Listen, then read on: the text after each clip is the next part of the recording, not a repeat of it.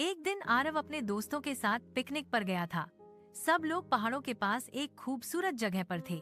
लेकिन जैसे ही सूरज ढलने लगा, आरव को एक अजीब सी आवाज सुनाई दी, जैसे किसी ने झाड़ियों में कुछ फेंका हो। जिज्ञासा में वह वहां चला गया और फिर रास्ता भटक गया। अब उसके चारों तरफ सिर्फ अंधेरा था, ऊंचे पेड़, झिंगुरों की आवाज और ठंडी हवा। उसके मोबाइल में नेटवर्क नहीं था, बैटरी भी लगभग खत्म। डर के मारे उसके कदम कांप रहे थे, लेकिन वो रुका नहीं। अचानक उसे झाड़ियों में कुछ हिलता दिखा।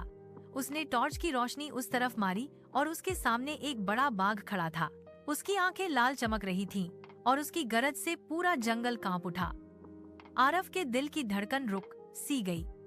वह धीरे धीरे पीछे हटने लगा, मगर पीछे सूखी टहनी टूट गई। कड़क कड़क आवाज सुनते ही बाघ ने छलांग लगाई। आरव किसी तरह एक पेड़ के पीछे छिप गया। बाघ उसके चारों ओर घूम रहा था। वो सोचने लगा, अगर मैं भागा तो मर जाऊंगा, अगर रुका तो शायद मौका मिले। उसने पेड़ की एक बड़ी डाल उठाई और पूरी ताकत से बाघ की आंख में मिये एक साथ की आंख में वह भागता गया और आखिर एक नदी के किनारे रुक गया। प्यास से उसका गला सूख रहा था, पर नदी के पास मगरमच्छों की हलचल दिखी।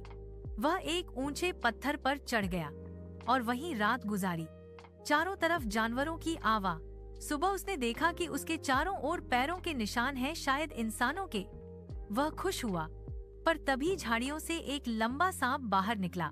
सांप उसके पैर के पास फिसलता हुआ आया। आरव ने झट से एक लकड़ी उठाई और उसे दूर फेंक दिया। उसी वक्त पीछे से बंदूक की आवाज आई, धड़ाम। आरव ने पलटकर देखा, 3 शिकारी खड़े थे। उनके पास बंदूकें थीं और एक बाघ। शिकारी बोले, अरे ये बच्चा यहाँ कैसे? आरव डर गया, पर उसने झूठ बोला, मैं सरकारी फॉरेस्ट ऑफिसर का बेटा हूँ, मेरे पापा पीछे आ रहे हैं। शिकारियों के चेहरों पर डर उतर आया। उन्होंने उसे छोड़ दिया और भाग। आरव अब बहुत थक चुका था। उसने ऊंचे पहाड़ पर चढ़कर इधर उधर देखा।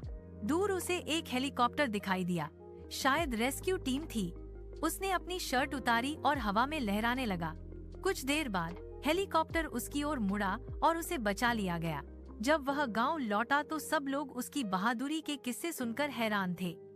उसने जंगल में न सिर्फ बाघ से मुकाबला किया था, बल्कि अपनी समझदारी से जिंदा भी बच निकला था।